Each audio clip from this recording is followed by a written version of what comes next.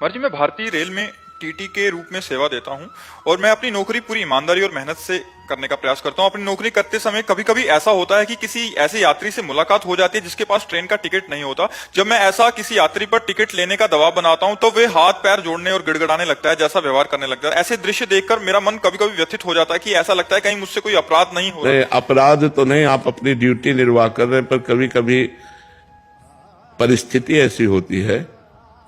तो अगर परिस्थिति वसात आपको नजर से दिखाई दे रहा कि गरीब आदमी है, और परिस्थिति वसात तो कोशिश करना चाहिए कि उसको दंड ना मिले।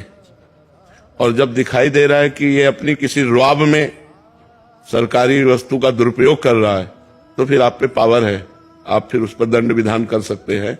कभी कभी ऐसा होता है कि अर्थ की बड़ी अव्यवस्था है कुछ लोगों के पास, तो महाराज जी, मेरे पीछे मजिस्ट्रेट साहब भी रहते हैं और वो कहते हैं कि नहीं, तुम बनाओ, तुम्हारे ऊपर जो है, तुम ड्यूटी कर रहे हो, ड्यूटी के दौरान अपनी लापरवाही नहीं, तुम अपना टिकट बनाओ। और मैं मेरी करने के बाद फिर मैं घर जाता हूँ, मैं बड़ा पछताता हूँ, मैं भावुक हो जाता हूँ, क्योंकि मेरी भी दो बिटियां हैं, बेटा। मैं सोचता हूँ ऐसा ना ये आचरण मेरे परिवार, मेरे बच्चों को नहीं। खैर वो देखो, उसमें खास बात यह है कि जब हम टिकट नहीं ले तो हम अपराधी हैं, पक्की बात है, कारण कुछ भी हो, लेकिन हम टिकट नहीं ले तो अपराधी। यदि आप उनके ऊपर दंड विधान करते हैं तो आपके ऊपर कोई उसमें दोष नहीं, लेकिन हम एक मानवता के कारण कहते हैं कि आपका पद ऐसा है कि कभी किसी परिस्थिति में फंसा हुआ व्यक्ति अगर वो दिखाई देता है, एक होता है पेशेवर बेईमानी करने वाला आदमी, और एक होता है अचानक गलती हो जाने।